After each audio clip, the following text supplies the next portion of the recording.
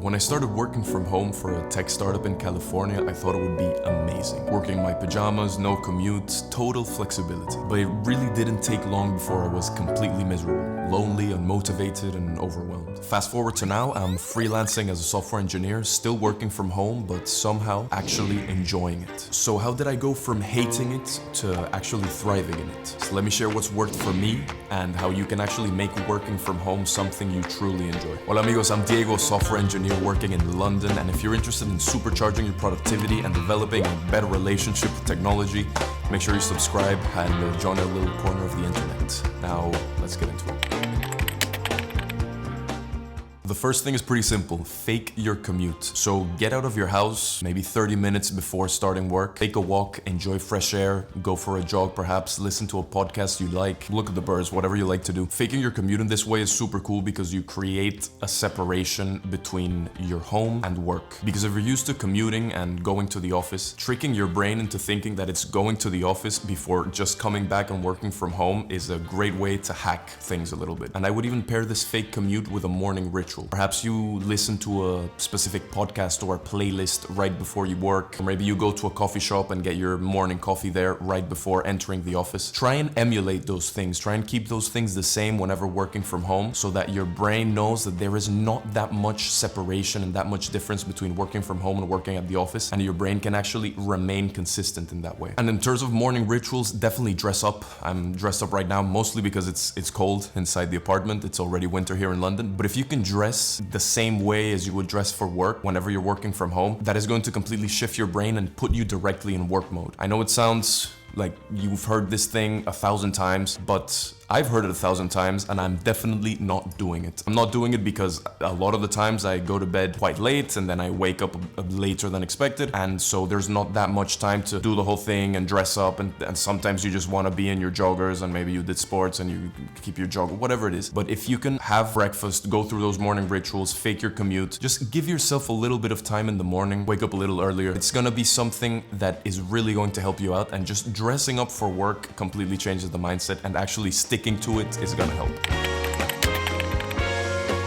Breaks are a complete non-negotiable. In the office, we're always taking breaks. You're grabbing snacks, getting a coffee, talking to coworkers for a while, maybe leaving and walking for a bit during your lunch break. But whenever you're home, somehow taking a break is a lot more difficult for some people. I know I don't go outside to take a walk as much as I'd like to whenever I'm working from home. I know that I don't have those set times, spontaneous breaks that happen whenever you're working, perhaps in a co-working space or inside an office. That is much more difficult to emulate at home. So being very strict about the time you take for breaks at home is crucial. Setting a timer after an hour and a half of work to take a break, leave your house, have a nice snack, just enjoy yourself for a bit and decompress a little bit before jumping into work again is very, very useful. No human can work for 8 hours straight or 10 hours straight. That is just untenable. And the fact that we've changed working in an office to working at home, and there hasn't been a sort of crash course on how to do it effectively, and specifically on how to take breaks, is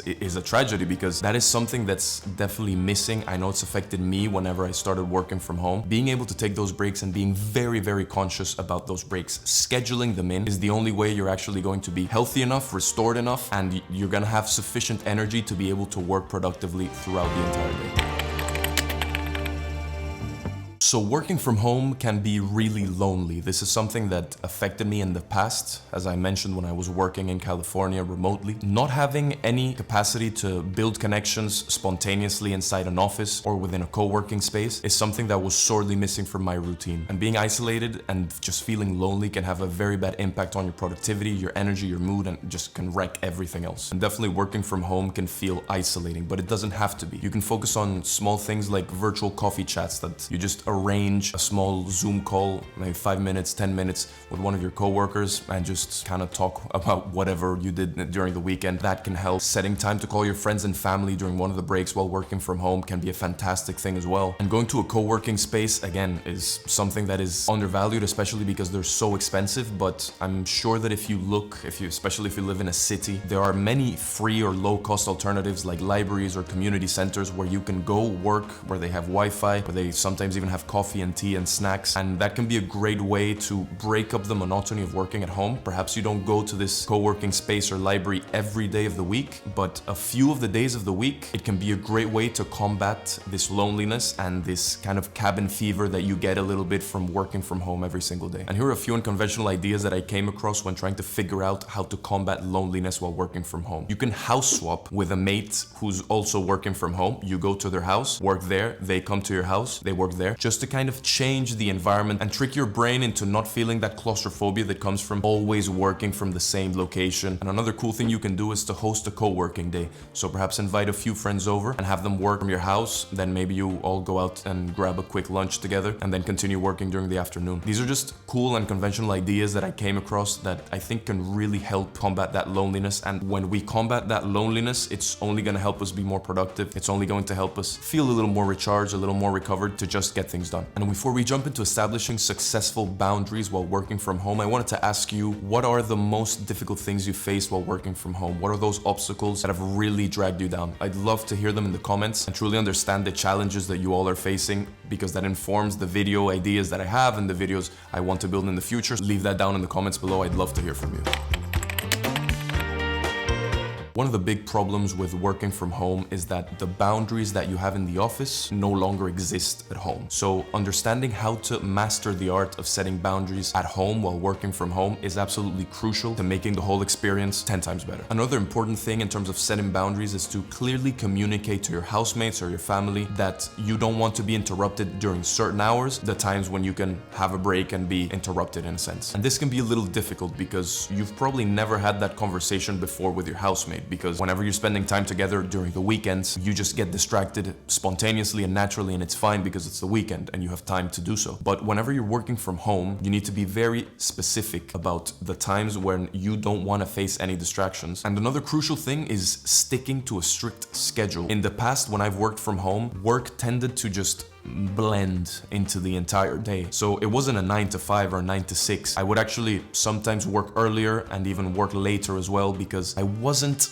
being strict enough in terms of start and end times. This is something that is incredibly important. Don't allow work to spill over, especially when you're working from home, because that makes your home environment feel more like a work environment. And then your brain cannot distinguish between both things and not have that clear separation. So make sure if you work from 9 to 5 to only work from 9 to 5. Be as strict as possible. And one of the things that has really helped me have that hard stop at the end of the day is the work shutdown ritual. The work shutdown ritual is different for everybody, but for me, I like to take 15 minutes at the end of each workday to tie off any loose ends, prepare for tomorrow, write down the tasks ahead of time, close out all of the tabs that are open, close out any code that I'm writing, close out whatever I'm doing, and completely turn off my laptop. If you're able to implement this work shutdown ritual, it will completely change the way you work, especially when working from home. This is something I struggled with a few years ago when working remotely, and once I established the work shutdown ritual, everything changed for me. So it's something that I definitely suggest you add to your routine as well.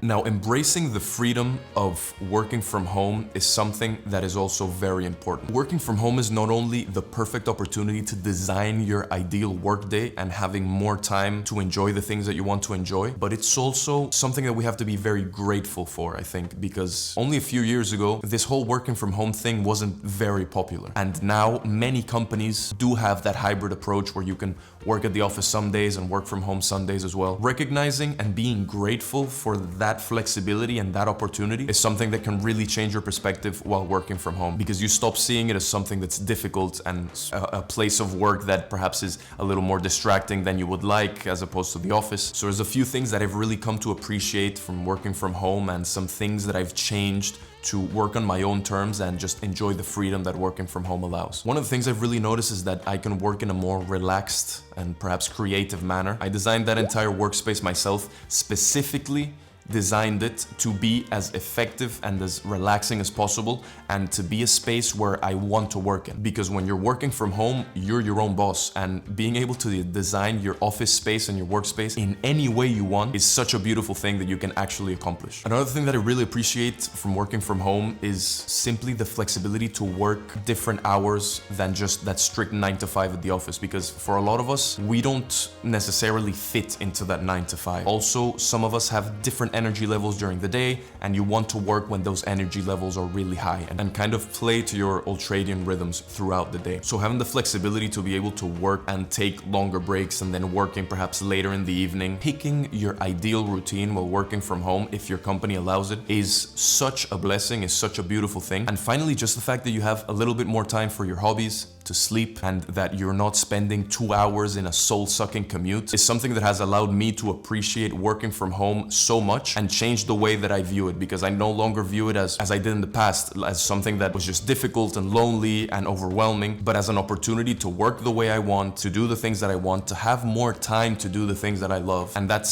such an opportunity, and being grateful for it can completely change your perspective and allow you to make working from home enjoyable. So these tips to actually enjoy working from home are great, but cheeky procrastination sometimes rears its head in and completely backtracks a lot of the progress that you've made. So if you're interested in some weird methods to beat procrastination that you probably haven't tried, definitely check out this video. Much love from me, muchachos. Thanks you for watching, and see you in the next one.